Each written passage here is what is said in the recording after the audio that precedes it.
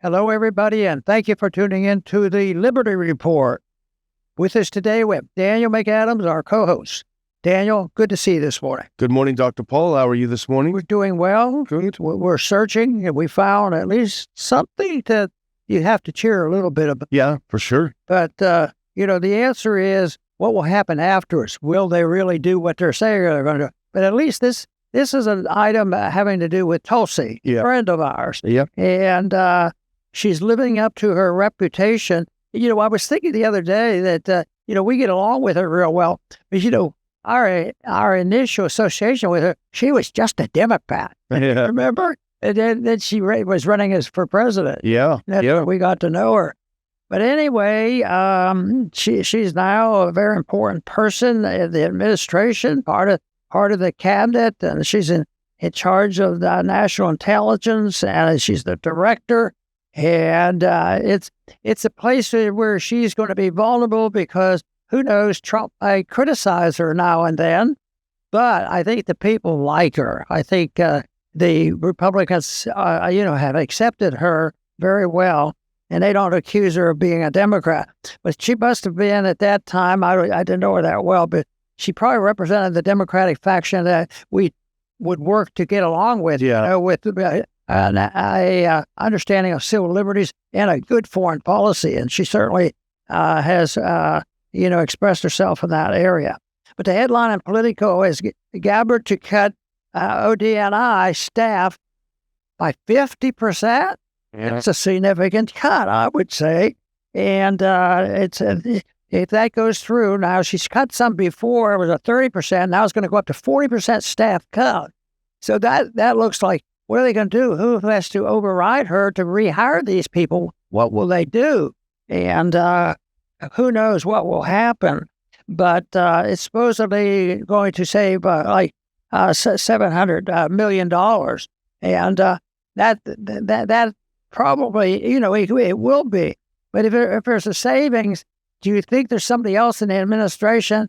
They owe so much debt. The people who do the manipulation are the ones that handles it. So, but you have to give her credit. And it's good news that she's doing that because I don't think that's been done quite as bluntly as she has done that.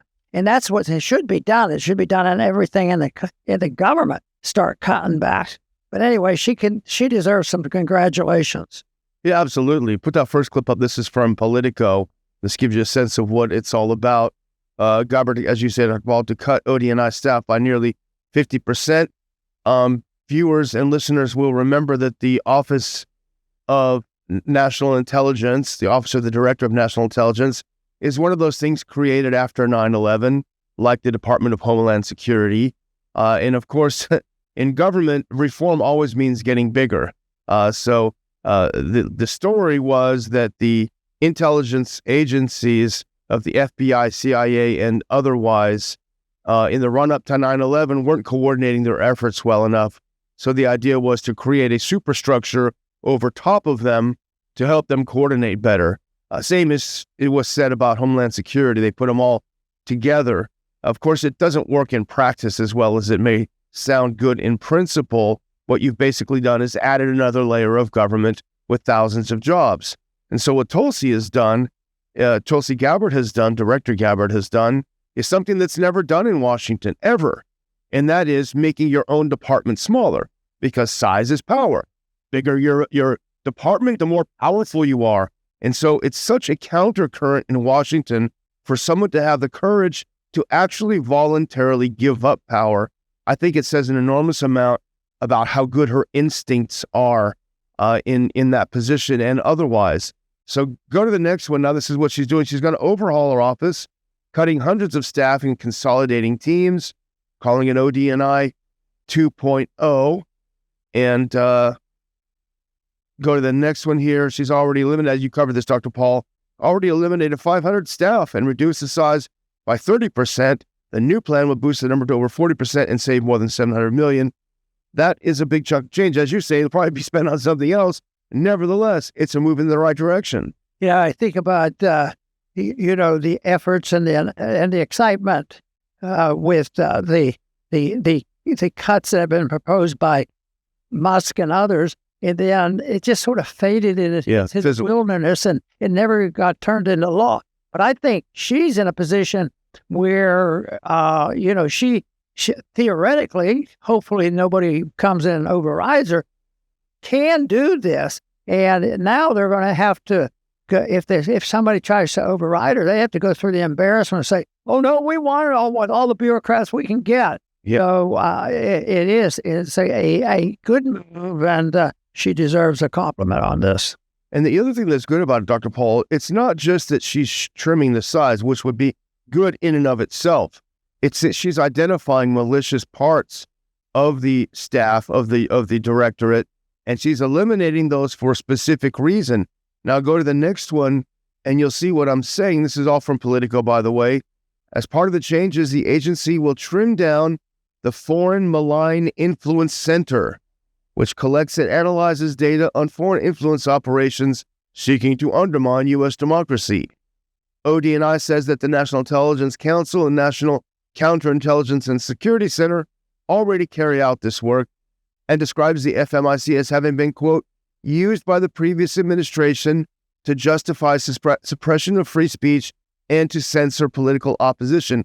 Now, what she's doing here, Dr. Paul, in my opinion, is that she is going toe-to-toe with the deep state, because this is what we're talking about, this Foreign Malign Influence Center.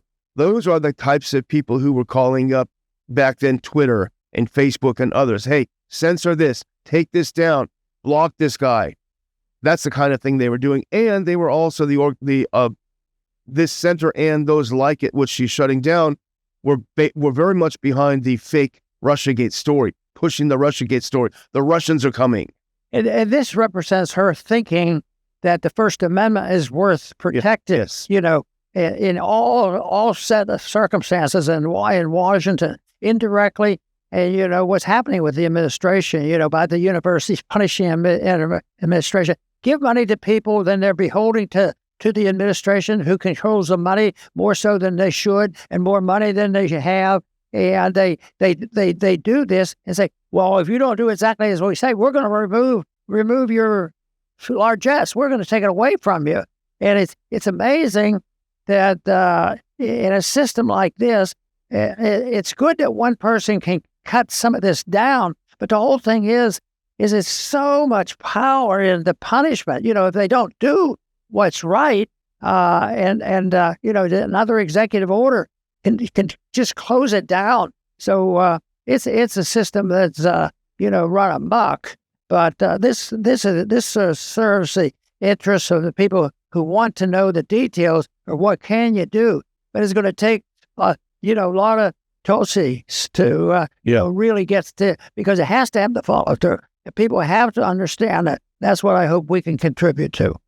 Yeah, I mean, a great development would be, and I don't think this is going to happen anytime soon, and I'm almost certain it was Jeffrey Sachs at our conference who made this point toward the end of his speech, the idea that you must separate the covert action aspects of our intelligence community and intelligence collection and analysis. The latter should stay and the former should go. It would be nice if she moved in that direction. But what strikes me about this, Dr. Paul, is it's a particularly sensitive area of government. There are other places where you could cut, and of course they would be screaming and squirming and nobody wants to cut. But this is the intelligence budget. It's sacred. It's sacrosanct. And it's a high political risk for her. She's taking a huge political risk with really very little upside. She can continue to preside over a growing department and more power and more authority. That's the trend. That's how Washington runs. She's doing it the opposite, and she's doing it in the intelligence community. So she's going to get a lot of people who will be yelling, who'll be very unhappy about her doing this. Why are you cutting our intelligence capabilities back? You're going to get a lot of that, I think. See, this is what they'll do. They'll use the defense. She's weakening the defense. We have to have that. We have to know exactly what's happening. So she's not patriotic enough to stand up for spending this money. Her little debt is, won't be a problem if we can get this information. So that is, it could serve the interests, but we have to have an atmosphere that is endorsed by the people understand it, and that it's contagious. It's great to have an example, but it's not necessarily always going to be contagious, because the more I think about how infected these ideas are way down. And she's taken a step down, Yeah. where the people are totally ignored because there might be a proposal somewhere along the way. Well, we'll cut $1 billion out of this $10 billion proposal, and claim that's a great victory. Yeah. Well, here's her explaining what she's doing, and I think it's actually really encouraging. If you go to that next clip, this is Gabbard herself saying, over the last 20 years, ODNI, Office of Director of National Intelligence, has become bloated and inefficient, and the intelligence community is rife with abuse of power, unauthorized leaks of classified intelligence, and politicized weaponization of intelligence, Gabbard said, adding that she would ensure the IC and ODNI return to its, quote, core mission to, quote, find the truth and provide objective, unbiased, timely intelligence to the president and policymakers. Now, if that's the direction she's moving in, Dr. Paul, she's doing a great service to this country and to the president, him or herself in the future. Some of the objection to Tulsi has been, she's never worked in the administration. She doesn't have any experience. How does she know what to do it?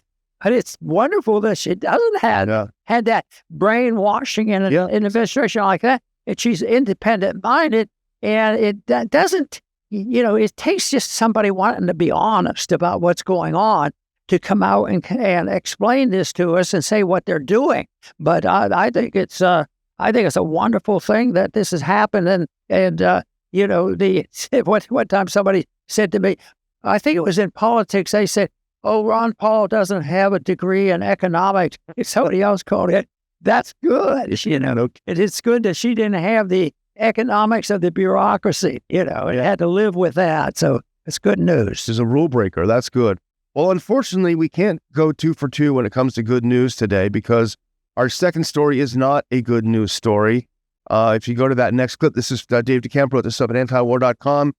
Report, Pentagon to spend $3.5 billion with a B dollars replenishing munitions it used defending Israel. Wait, hang on a minute. Defending Israel? We have to give them another $3.5 billion, Dr. Paul.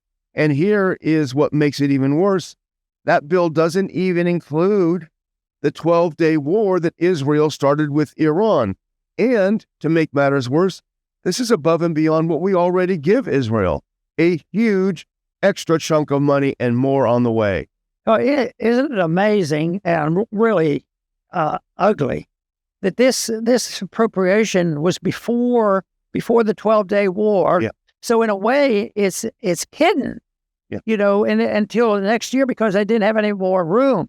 And when we passed these budgets, when I was there and now, I always say, watch out, there'll be a supplemental, there will be an emergency, something like this. But this is the first time the cover-up was before they even passed the bill. They just hid it until the bill was passed and say, oh, well, it wasn't in the last bill. Well, it should have been. You've already spent it. But it's just not even necessary anymore because all they think about is, do we have a Federal Reserve that will print the money for us? And they all do it regardless of the arguments you have on factions on what the interest rate should be, which I think is the silliest debate ever. That as if they know what they're talking about. But I think this is just another system that they can have. Maybe all of a sudden, with the Pentagon, who knows what they do because they could spend money and keep it quiet forever because we're not even allowed to audit them. It's impossible.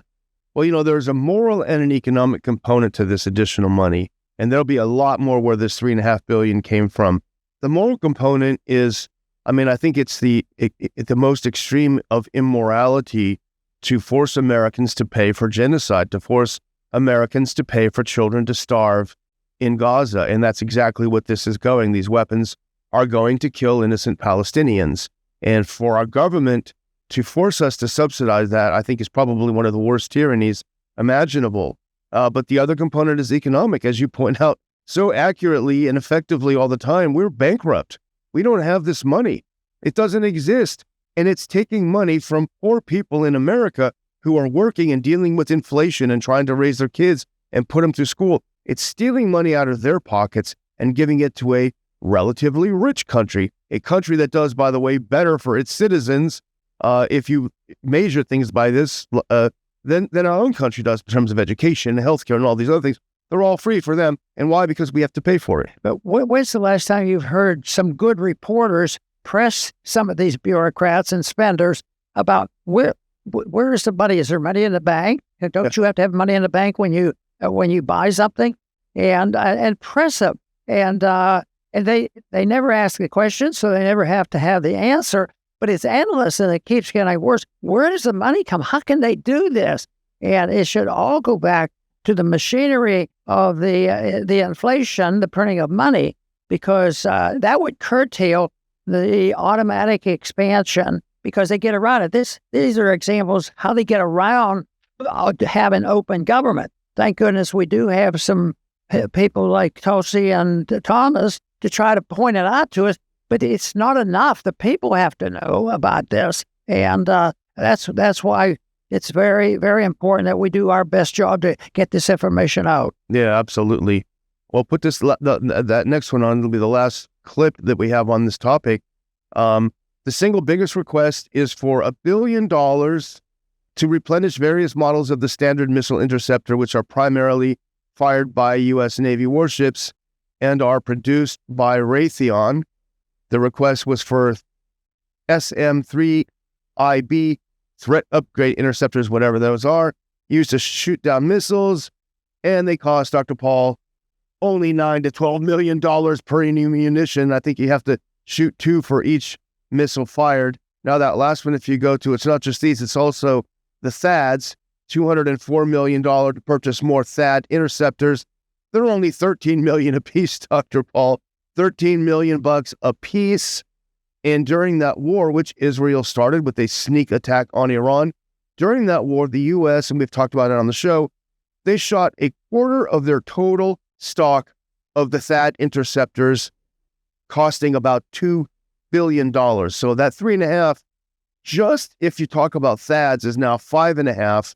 You're going to see a lot more than that are going to be sent over there in a war that Israel instigated and which directly harmed our diplomacy that we were trying to pursue with Iran. If you remember, just a couple of days before we were to sit down at the table with Iran and try to figure out a way to start getting along better, well, Israel threw the table over with a sneak attack on the Iranians and then started begging us to help them out. You know, I think a better move for Trump would be to say no more money, no more weapons, stop the war. He does talk about how much he wants to stop the killing in Ukraine. That's great. But how about stop the killing in Gaza?